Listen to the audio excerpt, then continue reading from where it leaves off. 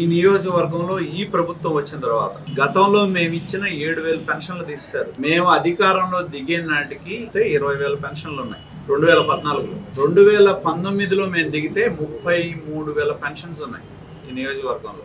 30,000 నుంచి 33,000 పెన్షన్స్ ఉన్నాయి. దాదాపు 10,000కు పైగా కొత్త పెన్షన్లు మేము ఇచ్చాం.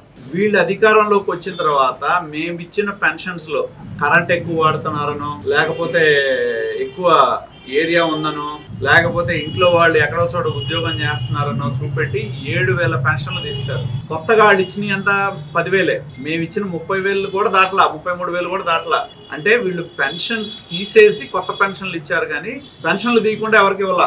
7,000 పెన్షన్లు తీసేసి 10,000 పెన్షన్లు ఇచ్చారు ఈ నియోజకవర్గంలో. మేము మొదలుపెట్టిన అభివృద్ధి మొత్తం ఆపేశారు. ఆయన రోజు పొన్నూరు గుంటూరు తిరుగుతాడు. ఆ రోడ్డు వేసింది మేమే. ఏ రోడ్లు వేసినా మేము వేసిన రోడ్లు ఏదైతే ఇప్పుడు ఆ ప్రాంతంలో చూసాం, సేకూరు వెళ్ళే రోడ్డు కానీ, అనమర్లపూడి తంగెళ్ళమూడి రోడ్డు కానీ, వీరనాయకునిపాలెం రోడ్డు కానీ, వీళ్ళ గ్రావెల్ దెబ్బకి రోడ్లే పోయింది.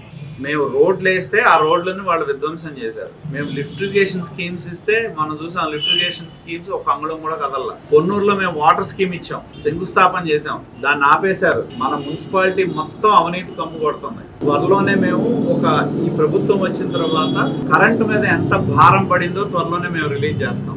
ఈ ప్రభుత్వం వచ్చిన తర్వాత ఈ నియోజకవర్గంలో ఎంత భారం పడింది అనేది మేము ఒక పేపర్ రిలీజ్ చేస్తాం. జగన్మోహన్ రెడ్డి గారు చేస్తుంది ఏంటంటే వాళ్ళ ఎమ్మెల్యేలని కాన్సెన్సీల మీద దోచుకోవడానికి వదిలేశారు. పైన ఆయన దోచుకుంటాడు, కింద ఈడు దోచుకుంటాడు. కాబట్టి ఈ నియోజకవర్గంలో ఎమ్మెల్యేగా ఆయనకు ఇచ్చిన అధికారం నియోజకవర్గానికంటే, నియోజకవర్గంలో ప్రజల యొక్క సంక్షేమం కంటే, అభివృద్ధి కంటే ఎక్కువ ఉపయోగపడిందంటే ఆయన కోసమే. జగన్మోహన్ రెడ్డికి అధికారం ఎలా ఆయనకు ఉపయోగపడిందో అలాగే ఇక్కడ ఎమ్మెల్యే కావడం అనేది కిలారి వెంకట రోసయ్యకి మాత్రమే ఉపయోగపడింది.